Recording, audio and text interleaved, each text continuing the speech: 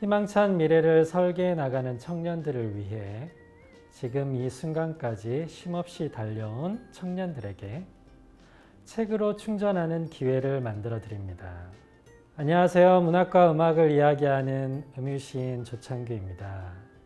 청년의 날 주간을 맞아 청년 추천도서 100선으로 선정된 책을 여러분들께 소개해 드리고 있습니다. 오늘은 제비심장을 집필하신 김숨 작가님을 모시고 이야기 나눠보도록 하겠습니다. 안녕하세요, 작가님. 안녕하세요. 네, 시청자분들께 자기소개 부탁드리겠습니다. 안녕하세요. 저는 소설 쓰는 김숨이라고 합니다. 네, 만나서 너무나도 반갑습니다. 요즘에 어떻게 지내셨어요? 네, 쓰고 싶은 단편들 쓰고 그리고 올해 말에 출간 예정인 장편 퇴고하면서 보냈습니다. 네. 작가님께서는 학창 시절에 독서를 많이 하신 편이었는지, 그리고 작가는 언제부터 꿈꾸셨는지 궁금합니다. 독서를 많이 하지 못했어요. 네. 네, 집에 책이 많은 그런 환경이 아니었었고, 오히려 어릴 때 시골에서 살았어서 좀 산으로 들로 또 냇가로 많이 뛰어다니면서, 네. 근데 그 자연이 저에게는 책이 아니었나 생각합니다. 네. 네. 그리고 작가가 되겠다, 이렇게 어떤 목표를 제가 정한 적은 없었고, 그냥 막연히 고등학교 때 나무 그늘 아래서 글 쓰면서 살면 좋겠다, 나중에 나이 들어서도 하면서 그 어떤 저의 모습, 먼 미래의 모습을 그냥 막연히 그려봤던 것 같아요. 그런데 그 막연히 그려봤던 그 모습으로 지금 살아가고 있는 것 같습니다. 네. 네. 저도 시인을 꿈꾼 게 고등학교 무렵이었는데요. 꿈꾸는 자에게 나이는 큰 의미가 없는 것 같습니다. 청년들에게 혹시 추천하고 싶은 도서가 있다면 무슨 책일까요? 네, 질문 받고 바로 떠오르는 책이 제발트의 토성의 고리를 추천하고 싶네요. 네, 제가 좋아하는 작가이기도 하고, 그리고 저에게 우선 특별한 영감을 준 책이어서, 청년들도 읽으면서 어떤 시간에 대해서, 또 자연에 대해서, 그리고 인간과 세계에 대해서 어떤 통찰하는 법을 그 책을 읽으면서 배울 수 있지 않을까, 이런 생각이 들어서 추천하고 싶습니다. 네. 네. 그 작가님께서는 이제 책을 많이 읽으실 텐데요. 작가님만의 어떤 독서 루틴이라든가 그런 습관 같은 게 있을까요? 습관이라고 한다면 우선 독자로서 책을 읽을 때 저는 좀 절 흥분시키는 어떤 문장이 있는 책들을 계속 읽게 되는 것 같아요. 그리고 흥분시키는 어떤 문장이 있는 구절을 좀 반복해서 읽는 편이에요. 네, 그래서 제가 좋아하는 책들 같은 경우에 이렇게 좀 많이 너덜너덜 반복해서 제가 좋아하는 책을, 또 그 좋아하는 책에 또 좋아하는 어떤 구절들을 반복해서 읽는 편입니다. 네. 네, 김선 작가님께서는 책을 읽으실 때 좋아하는 문장이라든가 구절들을 반복해서 읽는다고 합니다. 청년 여러분들께서도 좋아하는 책의 문장이 있다면 반복해서 읽어보시길 추천드리겠습니다. 요즘 다양한 이유로 책을 읽기가 좀 힘든 시대잖아요. 특히 청년들 같은 경우 또 너무나도 일이 바쁘고 그렇기 때문에 책을 읽을 기회가 많이 없는데, 그럼에도 작가로서 청년들이 좀 책을 읽었으면 하는 이유가 있다면 무엇이 있을까요? 영화 보는 것도 좋아하고, 그리고 뭐 춤 공연 같은 거 보는 것도 좋아하고, 그리고 음악은 정말 그 즉시 듣는 즉시 어떤 치유해주는 힘이 있죠. 음악은. 모든 것들 중에서 가장 큰 만족감을 주는 행위는 저에게 책을 읽는 행위인 것 같아요. 네, 좋은 책을 읽는 행위인 것 같아요. 그래서 밤에 잠자리에 들기 전에 정말 좋은 책, 네, 제가 반복해서 읽고 싶은 어떤 문장이 있는 책을 읽고 잠들 때 충만감은 영화나 아니면은 영화를 보고 잠들거나 아니면 음악을 듣고 잠들거나 할 때보다 더 큰 것 같아요. 예, 그래서 그 충만감이라는 거는, 책이 주는 충만감이라는 거는 경험을 해봐야 알겠죠. 예, 그래서 그걸 한번 경험해 보기 위해서라도 책 독서를 꾸준히 하는 습관을 좀 가졌으면 좋겠다라는 생각이 들고, 그리고 많은 그 지혜 있는 이들의 그 인간에 대한, 이렇게 또 세계에 대한, 또 그 시대에 대한 통찰이 책에 담겨 있잖아요. 예, 책을 통해서 저희가 또 그분들의 그 통찰력을 또 익힐 수 있지 않을까 이런 생각이 듭니다. 그래서 네, 책 읽는 행위를 저도 많이 추천하고 싶고, 저도 가능하면 책을 지금보다 더 많이 읽고 싶습니다. 네. 이 영상을 시청하신 분들께서도 영화나 음악도 좋지만 책을 통해서 가장 큰 영혼의 만족감을 누려보시길 바라겠습니다. 9월 셋째 주 토요일 청년의 날을 맞이해 청년 추천도서 100선이 선정되었는데요. 이제 본격적으로 김수음 작가님의 작품 제비심장을 가지고 함께 이야기 나눠보도록 하겠습니다. 제비심장은 청년 추천도서 100선에 선정되었습니다. 작가님 정말 축하드리고요. 100선에 선정되신 소감이 어떠신가요? 소감이라고 할 수 있을지 모르겠지만 제비심장은 저 개인적으로 아끼는 소설이거든요. 그래서 그렇게 좋게 읽어주신 분들이 계시다는 것, 그리고 추천해 주셨다는 것에 대해서 감사하죠. 네, 기쁘고요. 네. 그 제비심장이라고 하는 책 제목이 굉장히 의미심장한 것 같습니다. 이 제목에 담겨 있는 특별한 의미가 있을까요? 그 책 앞에 보면 인용이 나오잖아요. 그 심보르스카의 기념이라는 시의 한 구절인데, 제비의 심장이여 그들에게 자비를 베풀어줘.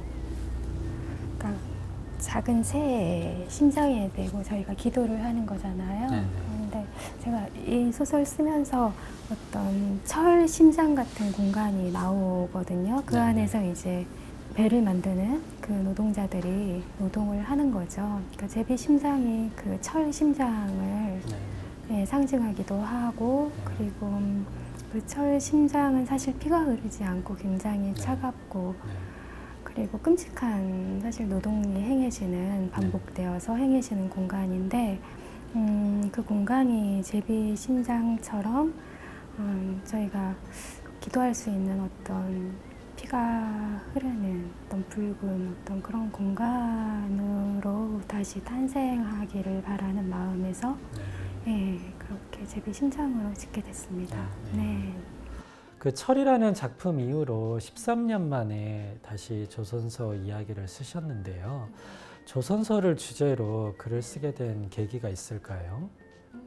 제가 어릴 때, 그러니까 기억에는 없는데요. 그러니까 조선소가 있는 해안가 마을에서 태어났다고 들었거든요.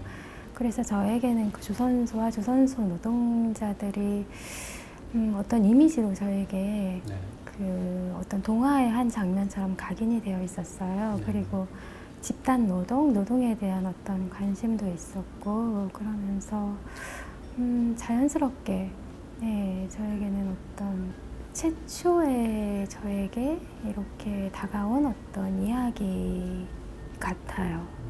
조선소 이야기가요. 그래서 철을 쓰게 됐고, 그 이후에 또 쓰고 싶은, 제가 쓰지 못한, 또 그동안 어쨌든 조선소 그 노동자들을 이제 겪고 있는 어떤 그 문제들이 또 그동안 철 이후로 많이 또 변화했고 그러면서 다시 쓰고 싶은 또 이야기가 생겨서 제비심장을 또 쓰게 됐습니다. 네. 네. 그 조선소라고 하는 장소가 일반인들에게는 굉장히 낯선 장소인데요. 작가님께는 그 조선소가 유년적 경험이 깃든 그런 장소라고 이렇게 볼 수가 있는데 그 조선소라고 하는 이런 정보는 따로 이렇게 개인적으로 조사를 하신 건가요? 그 주섬소가 있는 도시에 네. 가서 어쨌든 그 일을 마치고 이제 숙소로 아니면 집으로 돌아가는 네. 조선소 노동자들을 지켜보기도 하고 그리고 비정규직 여성 노동자분을 만나 뵙기도 하고 자료 조사들을 했죠. 예. 그렇군요. 네네. 네. 저는 이 책을 읽으면서 그 조선소 도장공 이야기가 굉장히 슬프게 다가왔는데요. 제가 그 부분 한번 읽어드리도록 하겠습니다. 난 페인트 때문에 코가 문드러져서 아무 냄새도 못 맡아. 냄새를 못 맡고부터 꽃을 봐도 그냥 그래. 음식 간도 못 맞추겠어. 이상하지?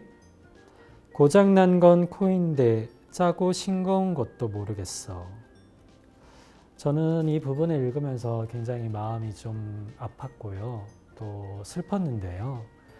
작가님께서도 이 책을 쓰시면서 가장 고민했던 장면이 있으실 것 같아요. 그리고 또 특이한 점이 이 책의 표지가 굉장히 인상 깊습니다. 이 책의 표지가 의미하는 것이 무엇일까요? 예, 이 책을 편집하신 분께 이제 들었는데 네. 제비지비라고 하더라고요. 그래서 이 책의 네, 제목이 이제 네, 제비심장이니까. 네. 네, 알겠습니다. 지금까지 그 책에 대해서 좀 이야기를 나눠봤는데요. 작가님께서는 청년들이 이 제비심장을 읽었으면 하는 이유가 있다면 무엇일까요?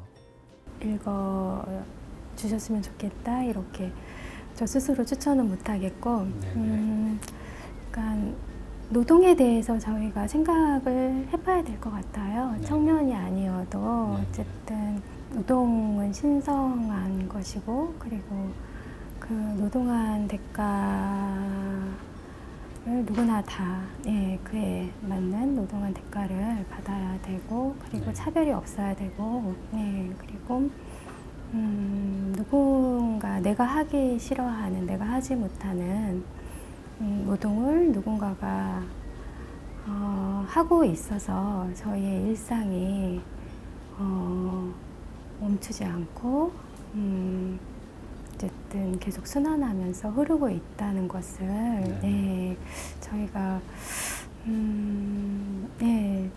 생각을 해봐야 되지 않을까? 노동에 대해서, 노동의 가치에 대해서 그리고 내가 하고 있는 노동에 대한 어떤 대가를 받기 위한 목소리들은 내잖아요. 네. 그런데 그렇지 못한 노동자들이 내는 목소리에는 또 저희가 이렇게 너무 밥 사는 게 너무 힘들다 보니까 귀를 기울이지 못하고 이렇게 그냥 살아가고 있는 것 같은데 그런 분들이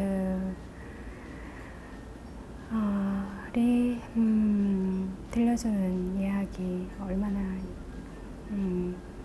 힘들게 그 노동을 하고 있고 그리고 그 노동에 맞는 그 대가를 받지 못하고 또 어떤 차별을 받고 계신지 그들의 목소리에 좀 귀를 기울여야 될